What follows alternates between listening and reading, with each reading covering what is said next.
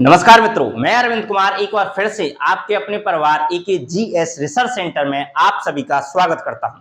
भूगोल में आज हम जो पढ़ने वाले हैं मित्रों, वो आपने कभी सोचा है कि तारों का निर्माण और तारे खत्म कैसे होते हैं? तो आज हम भूगोल की क्लास में यह जानेंगे कि तारों का आखिरकार निर्माण कैसे होता है।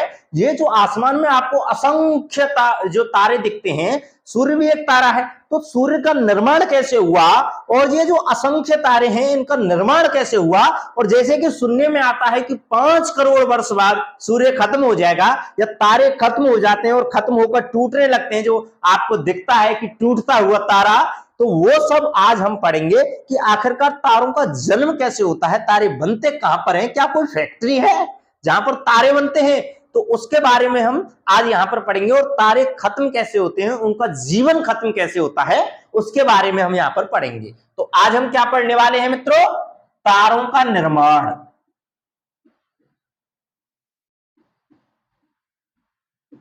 तारों का निर्माण पढ़ेंगे और वह खत्म कैसे होते हैं, और मरण, और तारे मरते कैसे हैं, इसके बारे में आज हम यहां पर पढ़ रहे होंगे मित्रों।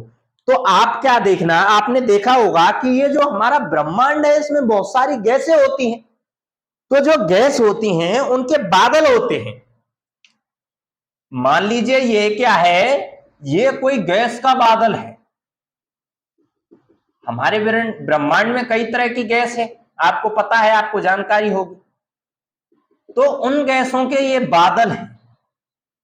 ये क्या है, हमारे ब्रह्मांड में बहुत सी गैसों का क्या है, ये बादल है। जब ये क्या है, ये गैस का बादल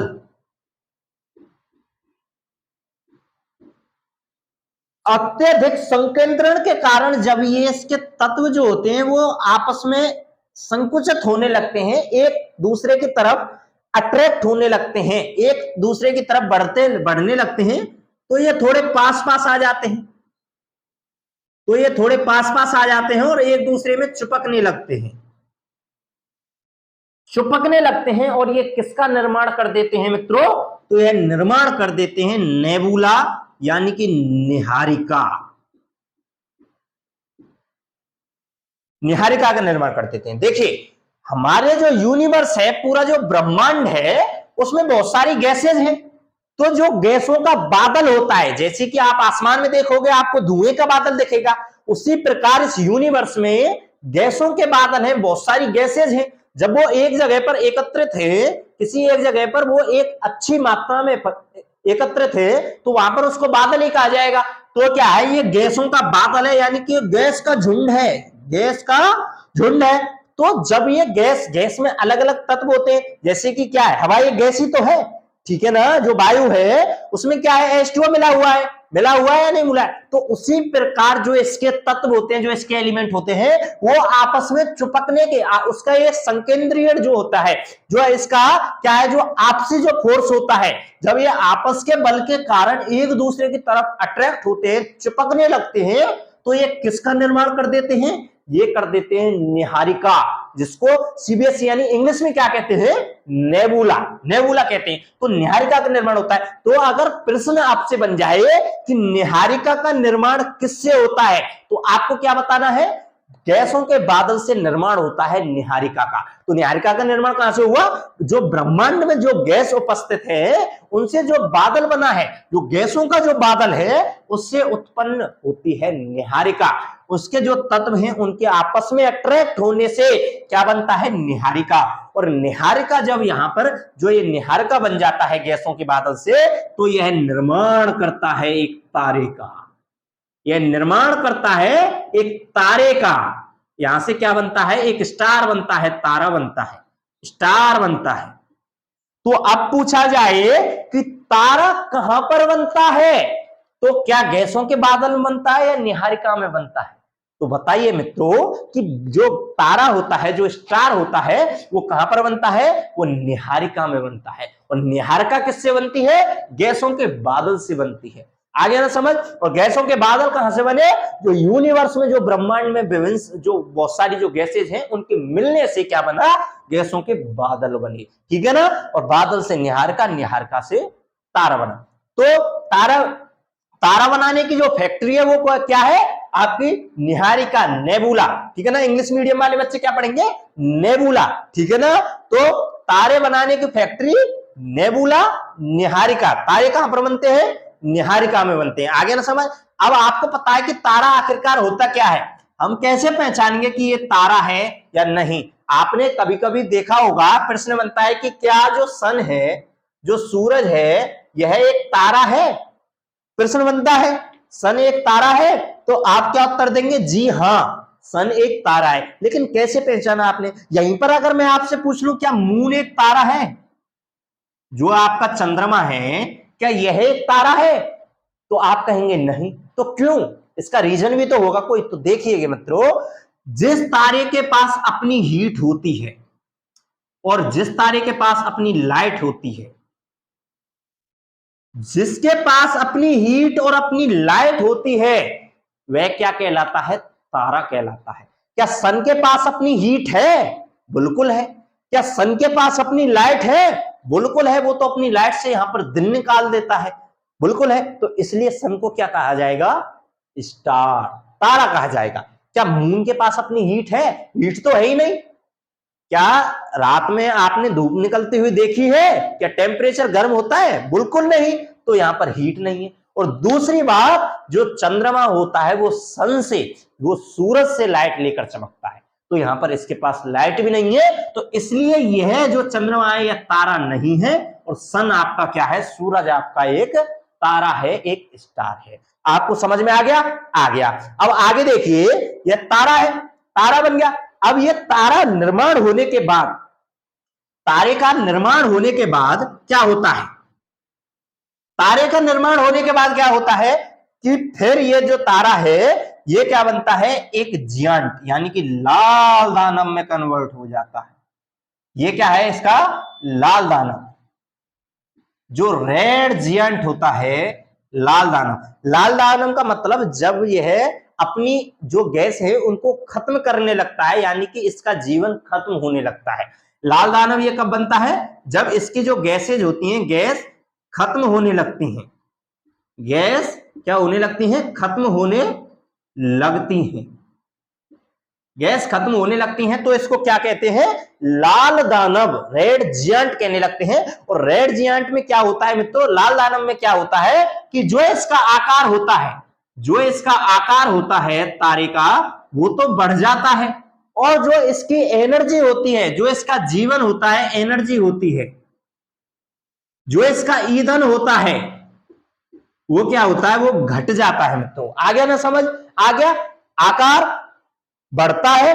भाई एक बात बताइए, जब तारे का जीवन खत्म होने लगता है तो आपसे प्रश्न बनेगा कि इसका आकार बढ़ता है या घटता है, तो आपको क्या बताना है, आकार बढ़ता है, और जो इसका ईंधन है वह घटने लगता है। किसी तारे का ईंधन घटेगा, इस ईंधन खत्म हो जाएगा, तभी तो वह मरेगा, तभी तो वो तारा खत्म होगा। आगे ना समझ। लेकिन तारा खत्म होता कैसे, ये भी देखेंगे। यहां पर गैस के बादल से निहारिका बना, निहारिका से तारा बन गया। तारा बनने के बाद पूरा जीवन अपना व्यतीत करने के बाद जब उसकी एनर्जी, जब उसका ईंधन खत्म होने लगता है, उसकी गैसेज खत्म होने लगती हैं, तो वो क्या, एक रेड जियांट यानी कि लाल दानव का क्या ले लेता है, रूप ले लेता है। और ये जो लाल दानव होता है यह दो भागों में बंटता है मित्रों। जो ये लाल दानव होता है, इसको याद रखिएगा, मैं यहां से मिटा दे रहा हूं। जो ये लाल दानव होता है, ये जो लाल दानव है, ये यहां पर दो भागों में बंटता है। दो भागों में कौन कौन से, एक तो छोटा तारा,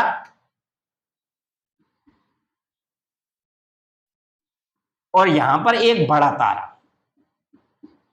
अब आप लोग कहोगे कि छोटे तारे और बड़े तारे को कैसे पहचानेंगे, तो उसका भी एक तरीका होता है। अगर यह सन की जो डेंसिटी है, जो सन के जो आकार है, उसमें अगर मैं 1.44 का मल्टीप्लाई करके देखूं, अगर इससे छोटा आए किसी तारे का जो मान है, तो वह छोटा तारा कहलाएगा। और अगर किसी तारे का मान सन इंटू 1.44 से बड़ा आए, तो वह बड़ा तारा कहलाएगा। ठीक है ना, आगे ना समझ। और ये बीच का क्या है, सन के लिए। ठीक है।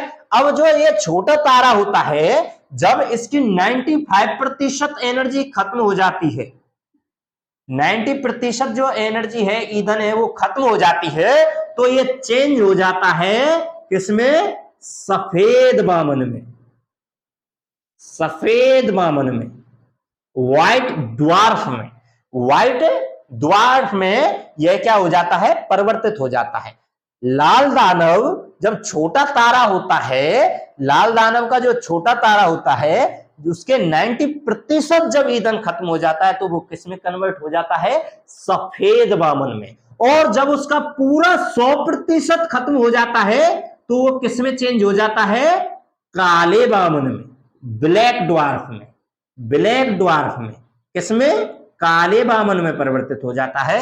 यहां पर पूरा 100% ईंधन यहां पर इसका खत्म हो जाता है, ईंधन खत्म हो जाता है, ईंधन खत्म हो जाता है। और वहीं पर जो बड़ा तारा होता है, ये किसमें कन्वर्ट हो जाता है मित्रों? ये हो जाता है एक सुपरनोवा में कन्वर्ट। ये क्या है यहां पर? इसका बनता है एक सुपरनोवा। क्या बनता है? अभिनव तारा। अभिनव तारा बनता है, एक सुपरनोवा बनता है, सुपरनोवा बनता है, एक विस्फोटक तारा बनता है, एक विस्फोटक तारा बनता है। तो विस्फोटक तारा जब विस्फोट करता है, जो बड़ा जो तारा होता है वो किसमें कन्वर्ट हो जाता है? एक सुपरनोवा बनाता है, एक अभिनव तारे में कन्वर्ट हो जाता है। और ये विस्फोट होता है तो ये 4 टुकड़ों में टूटता है दोस्तों। तो पहला टुकड़ा क्या कहलाता है इसका? पहला कहलाता है न्यूट्रियस। न्यूट्रस क्या कहलाता है? न्यूट्रस। और ये न्यूट्रस पर कोई भी चार्ज नहीं होता है दोस्तों। न्यूट्रस पे क्या पॉजिटिव चार्ज या नेगेटिव चार्ज आपने देखा होगा? तो जो न्यूट्रियल आपने सुना होगा, न्यूट्रल का मतलब ना पॉजिटिव चार्ज ना नेगेटिव चार्ज। तो इसी प्रकार न्यूट्रस पर कैसा चार्ज होता है? नो चार्ज, यानी कि कोई भी चार्ज न्यूट्रस पे नहीं होता है। दूसरा ये टूटता है पल्सर में, पल्सर में टूटता है। तीसरा ये टूटता है क्वेसियर में। किसमें? क्वेसियर, क्वेसियर में टूटता है। और चौथा ये टूटता है ब्लैक होल में, ब्लैक होल में। ब्लैक होल आपने सुना होगा, ब्लैक होल में। तो दोस्तों जो सबसे तेज अपने ब्रह्मांड में घूमते हैं वो पल्सर और क्वेसियर होते हैं, पल्सर और क्वेसियर होते हैं, पल्सर और क्वेसियर होते हैं। अगर प्रश्न पूछे मृत तारे के बाद, जब तारा मृत हो जाए, उसका ईंधन खत्म हो जाए, सुपरनोवा के टूटने के बाद वह कौन से तत्व होते हैं जो हमारे ब्रह्मांड में सबसे तेज घूर्णन करते हैं, सबसे तेज घूमते हैं? तो आपका उत्तर क्या होगा? पल्सर और क्वेसियर हमारे ब्रह्मांड में सबसे तेज घूमते हैं। आगे ना समझ। और ये ब्लैक होल, ब्लैक होल का मतलब जानते हो? ब्लैक होल आपने देखा होगा, नहीं इसकी डेंसिटी होती है मित्रों। अगर मैं 1 चम्मच ब्लैक होल की मिट्टी उठाऊं तो पृथ्वी पर उपस्थित 10 हाथियों के वजन के बराबर ब्लैक होल की 1 चम्मच मिट्टी होती है। सोच रहे हो? ब्लैक होल की 1 चम्मच मिट्टी 10 हाथियों के वजन के बराबर होती है। तो आप अपने आप में अंदाजा लगा सकते हो कि क्या चीज है ब्लैक होल। ब्लैक होल क्या है? जो सबको अपने अंदर धसा लेता है। ब्लैक होल का तोड़ किसी पर नहीं है। वही ब्लैक होल का मतलब समझ गई ना? 1 चम्मच मिट्टी 10 हाथियों के वजन के बराबर होती है। कितनी डेंसिटी होती है इस ब्लैक होल की? तो यहां पर यह आकर खत्म हो जाता है। आपने देखा गैसों के बादल बनते हैं, गैसों के बादल अपने आंतरिक संकेंद्रण फोर्स के कारण, संकेंद्रीयन जो बल होता है उसके कारण निहारका बनाते हैं। निहारका से उत्पन्न होते हैं तारे, और तारे फिर अपना पूरा जीवन व्यतीत करने के बाद जब इसकी एनर्जी, इसका ईंधन खत्म होने लगता है मित्रों, तो इसका आकार बढ़ने लगता है और ये रूप ले लेता है लाल दानव का। लाल दानव 2 तरह के होते हैं मित्रे।